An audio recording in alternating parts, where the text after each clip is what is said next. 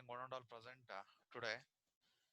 So, students, till up to this, we studied about the different dynamic linking and sharing of libraries. We studied. So, we also studied about the dynamic loading. So, what do you mean by dynamic loading? So, what is this logical versus physical address? Then, what is logical address? What is physical address?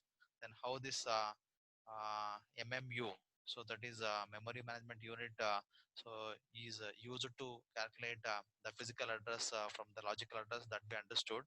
Then after that we studied dynamic linking and a shared library. Okay, so what is this shared library? And we also studied what is swapping. Okay, swapping is so one of the main thing. Okay, so inside our memory management, so where the required the pages are swapped into the main memory, and so we try to execute our application using this operation called the swap in and the swap out. So these are the few things what we discussed in the last class. So today we going to study the next topic that is called as a continuous memory allocation. What is this continuous memory allocation means? So memory is usually divided into two partitions, one for resident OS and one for user process. Okay, so two parts will be there inside the memory. So one is for our operating system, and other is for our user processes or user programs. Okay, so which so we try to store inside the memory. Each process is contained in a single continuous section of memory. So then memory mapping and protection. So what is this memory mapping and protection means? How we can protect and how we can do the memory mapping. Okay, so memory protection means protecting operating system from user process and protecting user process from the one another. So protection means so it is not like that the we are protecting some data or some programs from outside person who try to access. So instead of that, so protection means even I want to protect my program from operating system, and I want to protect my program from other process also. So if other process they want to access my program or my process, so then so there should be some amount of protection has to be there. So using that protection method and using that protection strategy, so we try to protect our process. Okay, so that is called as a protection. And memory protection is done using reallocation of registers and limit register. So the memory protection can be done, okay, so using a reallocation of registers. Okay, reallocation of register contains the value of a smallest physical address. Okay, so the smallest physical address should be stored inside the register called reallocation of register. A limit register contains the range of logical address. Okay, limit register, as the name says, limit register. Okay, so it shows the limit, the range of limit, the range of logical address. Okay, that is stored inside the limit register.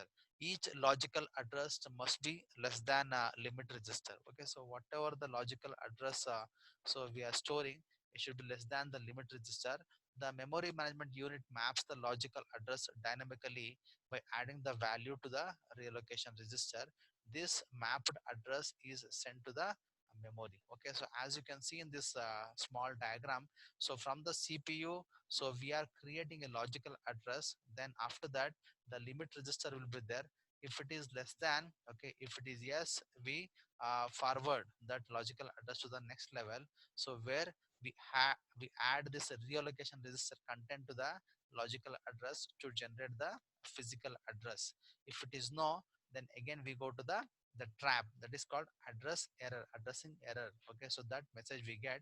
So after finding a physical address, so we are able to locate the physical address inside the memory. Okay, so that is how so the given logical address is converted into physical address.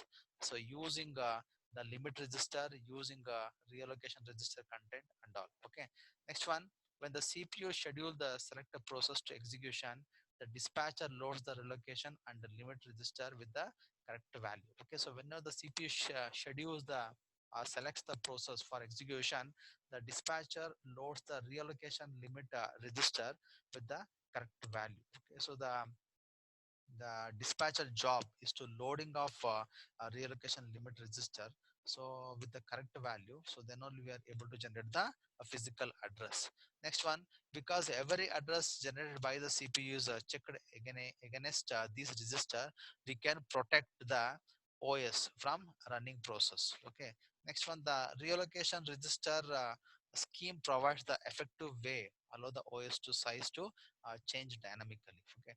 Transient transient OS code, the code that comes and goes need needed to solve to save the memory space and overhead of the unnecessary swapping. Okay, so all this some of the terminologies which we're going to study. Next one is called as a memory allocation. What is this memory allocation? Two types of memory partitions are there. So one is called as a fixed side partition, other is called as a variable size partition. As you can see here, the fixed size partition is there and the variable size partition is there. What is this fixed size partition? The memory is divided into fixed size partition, so then each partition may contain exactly one process. Okay, so the as the name says fixed size. Okay, so memory is equally divided, and after that each partition contain one process. The degree of multi-programming is bounded by number of partitions. When a partition is free, a process is selected from the input queue and loaded into the a free partition. Okay, so that is called as a fixed size partition. So then a variable size partition, the OS keeps the table include indicating which part of the memory are available and which part are occupied. Variable means so there is no fixed a size of frame. Okay, so inside of the memory, instead of that, so there will be a table of content will be there. Okay, so which shows so which part of the memory is free and which part of the memory is available is occupied by some other process.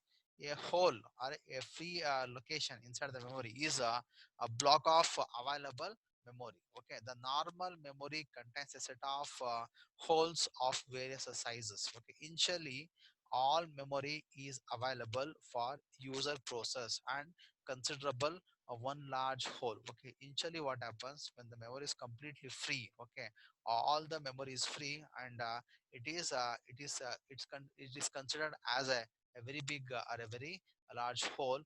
Okay, very large free memory. Okay, where we can store our process. When a process arrives, the process is allocated memory from a large hole.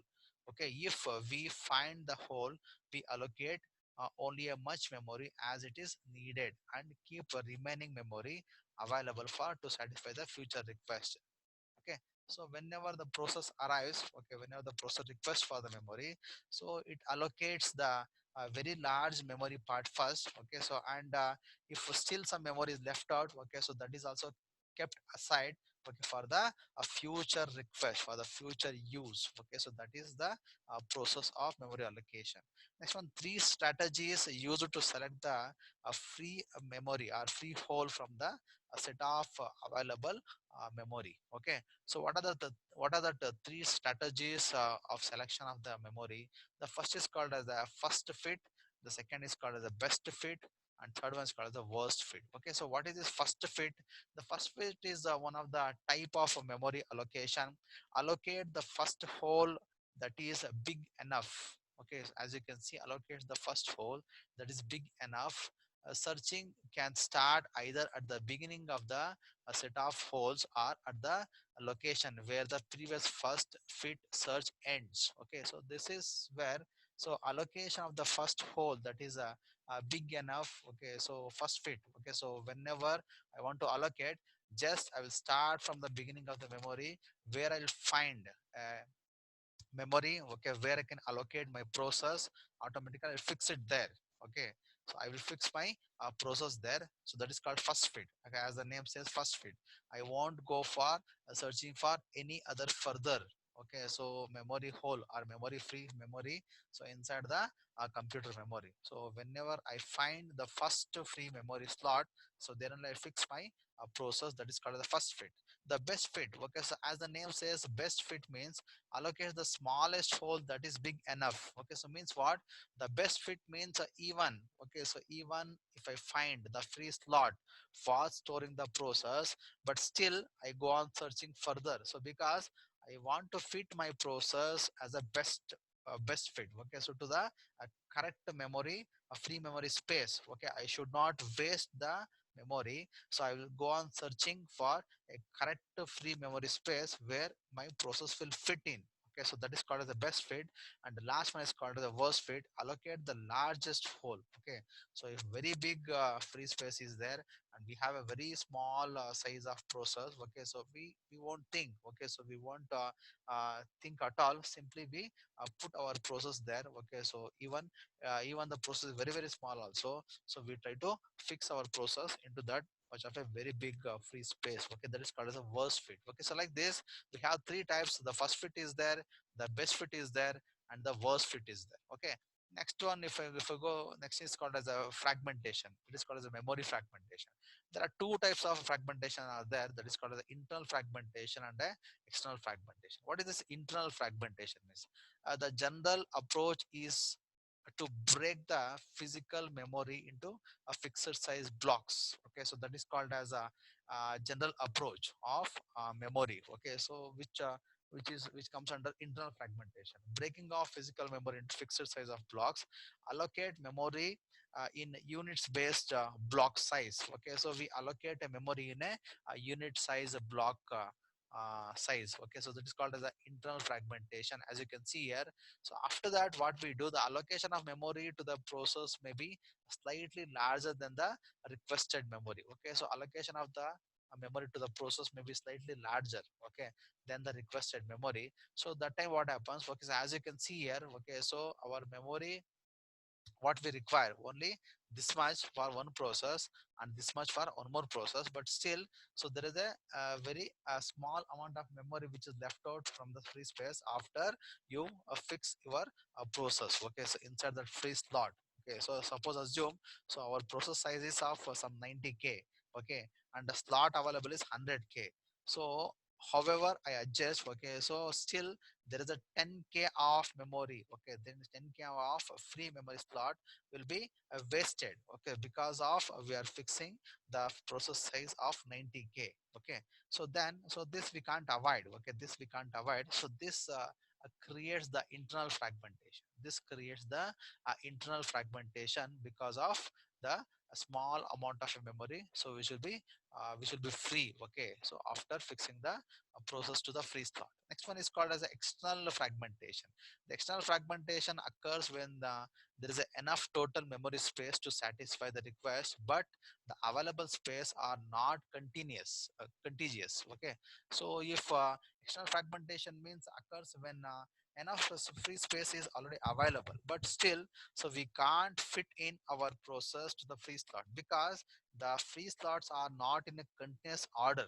Okay, some free slots are there at the top of the memory, so some free slots are there at the middle of the memory unit. Okay, so some free slots are there at the end of the memory unit. Okay, so if I combine all this free slot, then I'll get a very big free slot where I can fit my process, but it is not possible. Okay, so it's not possible completely. The free slots are scattered. Okay, so in overall memory area. Okay, so because of that, so there is a problem called external fragmentation. Okay, so the both the first fit and best fit strategies of the memory allocation suffers from external fragmentation. Okay, so that is a problem. Okay, so if I use the first fit and if I use the best fit strategy, the statistical analysis of the first fit reveals that given n allocation blocks, another zero point 0.5 n blocks will be lost to fragmentation. Okay, this property is known as a 50% rule. Okay, it's also called as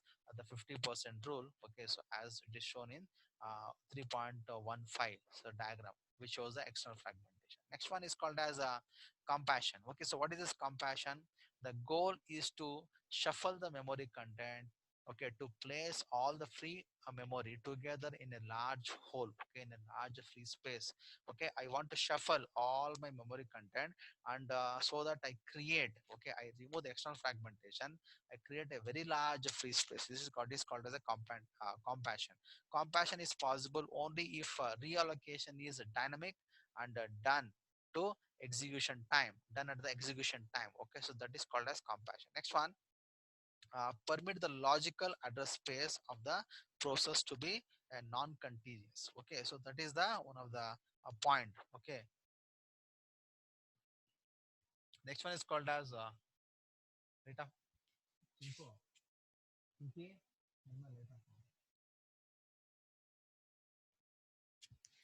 Next one is called as paging. So paging is a memory management scheme. Paging is a memory management scheme. So what is this paging?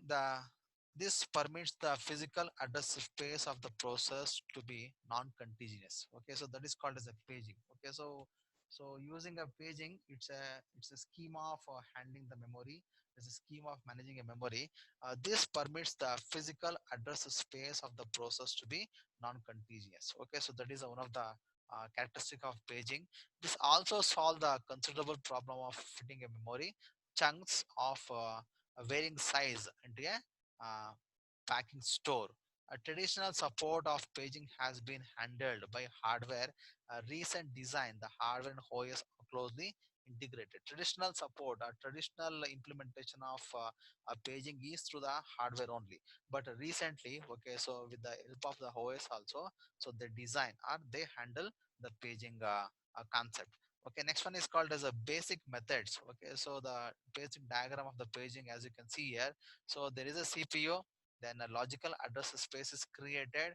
Okay, there is a displacement value is there. There is P is there, and there's a displacement value D is there. Okay, so then so from the P we going to search inside the page table. Okay, so where actually the address is present. Okay, so from this base table we fetch the actual address, that is called F, so which is added with this displacement value to generate the physical address. Okay, so from where we're going to fetch the data from the physical memory. Okay, so that is called as a paging. Okay, so this diagram clearly shows that so how the logical address, which contains two parts, one is a P and a D. So what is this P means? It is a displacement value, it's the actual address in the page table from where we're going to get the one more address. Okay, so which helps in generating the physical address. Okay, so that is how the given logical address is converted into physical address, and by this so we can fetch the actual data from the physical memory. So this is one of the job of the paging. Okay, what is this page number? P means a page number, offset is D. Okay, and all everything is there here. Logical memory is there, so which contains pages. Then after that page table is there, and our physical memory is there. Okay, so this is a paging model of logical and physical memories. Okay, next if I go to the more diagram, the page size is defined by the hardware. Okay, so 3.18, the page size, okay, is defined by the hardware. So this is a free frame list. Then after that this is the page number, page offset, as I said, P and D is there, and before allocation. Okay, so how it look like, and after allocation, okay, how it look like, that is shown. The if the size of the logical address space is to the power of n, then the page size is to the power of n addressing units. Okay, so if the logical address space is to the power of m, and the page size is to the power of n. Okay, so that is shown. Okay, so because of this P and D, and m minus n is there, and n is there. Then if I go for next one, the hardware support for paging. What is this hardware support for paging means? So paging means, as I said, it's a memory management scheme. Okay, so how we can manage the memory, and so how this memory management is done. Okay, so that is called paging. And pages memory is divided into number of pages and number of frames, and using logical address we convert that into physical address with the help of this P and displacement value, and be able to locate the actual data inside the physical memory. So that is paging, and it is represented using a page model of a logical and physical memory. And there is a one more diagram, as I said. Okay, so before allocation, how it look like, and after allocation, how it look like. Next one, the hardware support for paging. Okay, so what are the hardware support? So there is a one hardware called as a transition look aside buffer. Okay, so what is this transition look aside buffer means? So it is a kind of memory management scheme. So where again the logical address is converted into physical address, but still, so the different kind of a methodology we use in this transition look aside buffer.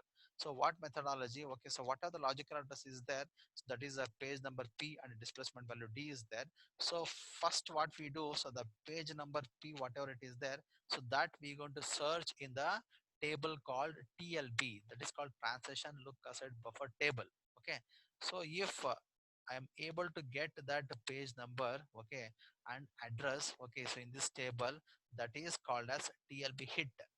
Okay, that is called as TLB hit.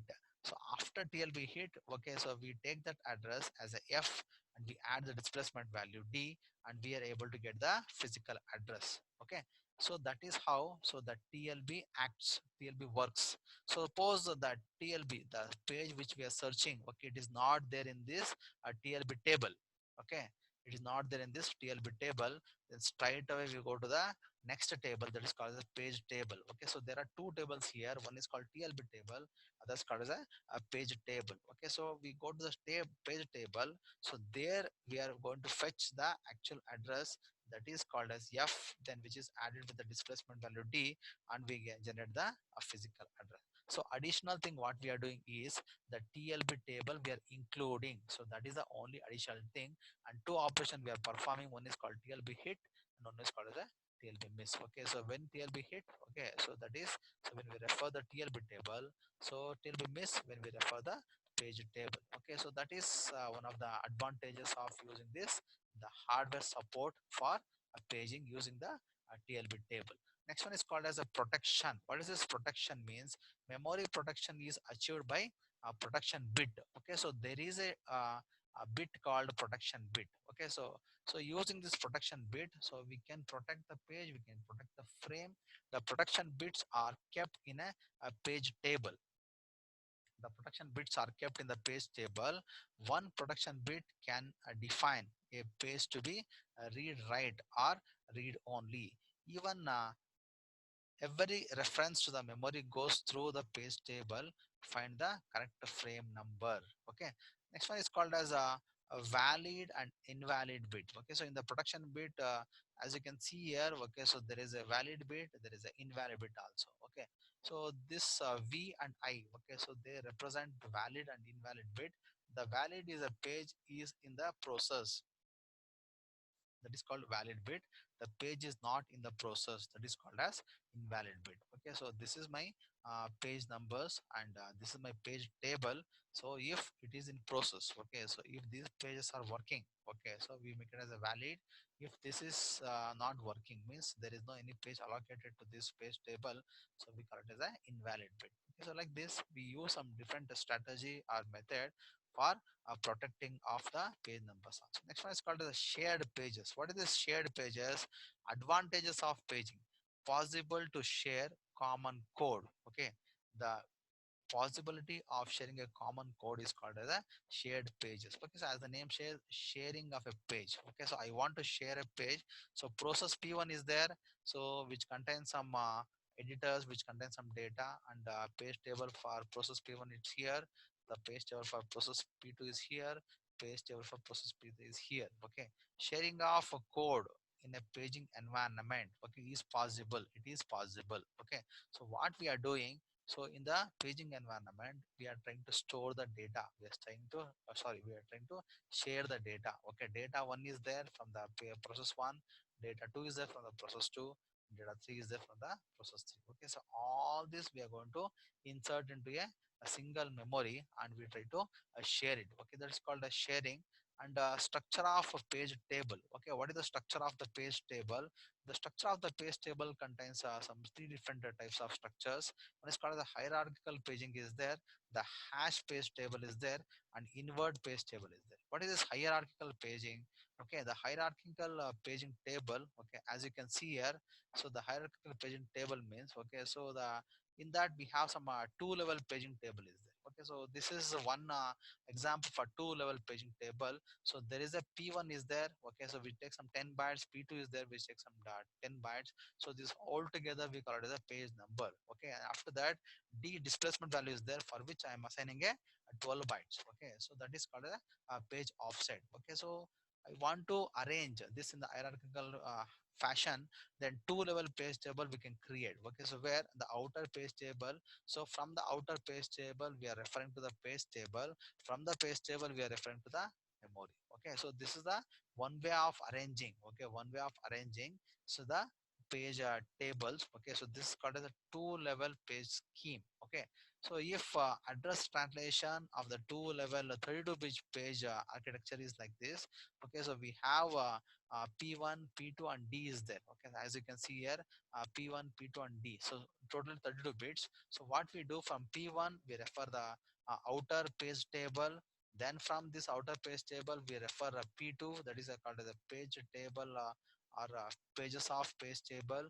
Then from here we refer to the displacement value and we get the actual data. Okay, so this is also one way of arranging the page table in the hierarchical order. Okay, next one is called as a hash page table is there. Okay, so hash page table, what is this hash page table?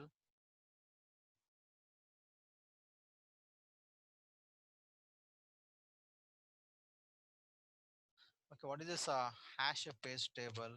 So hash page table, this approach is used for handling the address space larger than 32 bits. Okay, so I want to handle, okay, the address space which is larger than the 32 bits. Then we go for the hash page tables. Okay, this is also one method of memory management using a hash page table approach. The hash value is uh, virtual page number. Okay, so which is created. Each entry in the hash table contains the linked list of elements that hash to the same location. Okay, that has to same location. The each element consists of three fields. One is called a virtual page number, a value of the mapped page frame, the pointer to the next element in the linked list. Three contents will be there. Okay, so virtual page number, the value of the mapped page frame, then pointer to the next element in the linked list. Okay, so these are very important three fields. Okay, then after that, okay, the algorithm works as follows. Okay, so as shown in the 3.24, so hash function is there, as you can see here. So whatever the logical address we get, so we take that p, okay, the page number, and we put it into the hash function. Okay, so through the hash function, so we create, okay, so we create one this one. Okay, so one what what we can say, one field, so which contains three values. So virtual page number it will get, then value of the mapped page frame, then a pointer to the next element. As you can see here, we create a data structure. Okay, so one node kind of a thing we create, which contains three things. One is called virtual page number, value of a mapped page frame, and address to the next linked list. Okay, so as you can see, so this is linked to the next one, this is linked to the next one, this is linked to the next one. Okay, so it will go on. Okay, it will go on. Okay, so then, so what we do, so what we want is, we want actually the r. Okay, what is this r? So after using the hash function to the logical address p, so we might have generated, okay, we might have generated the actual address, okay, or the correct address where the physical where the data is stored in the physical memory. Okay, so we actual address means we are not giving the actual address here, so we are giving half of the actual address. Okay, remaining half is the displacement value, which is a part of the logical address. Okay, so that, as you can see here, that we are adding here, okay, to get the physical address inside the physical memory. So this is the one more method of what the memory management using the hashing technique. Okay, so that is called hash page table. So what is this invert page table? Okay, so invert page table means has one entry for each real page memory. Each entry consists of virtual address of the page stored in the real memory location and information about the process that owns the page. Okay, so that is called as invert page table. Okay, so CPU, again it's a memory management technique only. From the CPU logical address will come, then PID will be there. Okay, so PID gives the starting address of the page table. From the starting address, we go on searching. We are go on searching for the PID. So wherever we get the PID, so we get the page number. Okay, so we get the page number value. Okay, so that I, whatever the search we made inside the page table, that I we take it as a one part of the physical address, and what are the displacement value is there. Okay, that is we take it as the other part, and by adding the I with the displacement value D, we get the actual physical address, as you can see in this diagram. Okay, I is there, D is there, and we get the physical address, and we locate that in the physical memory. Okay, so that is called as the invert page table. Okay, so this is also one of the method of memory management. Okay, now we go for the segmentation. Okay, what is the segmentation means? The basic method. This is the memory management scheme that supports the user view of a memory. That supports the user view of the memory. Okay, user view of the memory means, so this is the one of the user view. So there is a subroutine separate, there is a square root, so function separate, main function separate, the stack is separate, symbol table is separate, everything I want to view it as a separate component. Okay, so then it is called as the segmentation. A logical address space is collection of segments. Each segment has a name and a length. Okay, this contains the name and length, this contains name and length, this contains name and length, this contains name and length. Okay, then after that, the address specifies both a segment and a name offset within the segment. Normally, the user program is compiled, and the compiler automatically construct the segment reflection and input programs. Okay, so whenever the program is compiled, automatically the segments are created. For example, the code, the stack, the symbol table, the main program, subroutine, so like this. Okay, the hardware support segment table map to dimensional user defined address into the one dimensional physical address. Okay, so what is a segment base? Segment base is there, then that is called S. Then after that, segment limit is there. Okay, so that is called this limit. So segment, from the segment base we reach, we go to the segment limit. So segment limit will come here. Okay, so if it is yes, then we need to add that base with this value. Okay, this value, and we need to locate that in the physical memory. Okay, and this is if it is yes. If it is no, then we go to the address error. Okay, so like this, we use some terminology like a segment base, a segment limit, segment number, then offset value D is there. Okay, so all this are used, okay, in the segmentation. Okay, so paging and segmentation, they're very very similar. Okay, so but here instead of page we use S. Okay, and displacement value will be there. Okay, that we make use for generating the physical address. Okay, so that is how the paging and segment, okay, so plays very very important role in the memory management. Okay, so we studied what is deadlock, and we studied what is memory management. Okay, so in the next class we see about the virtual memory, file system interface, and file system implementation. Okay, thank you for listening. Thank you.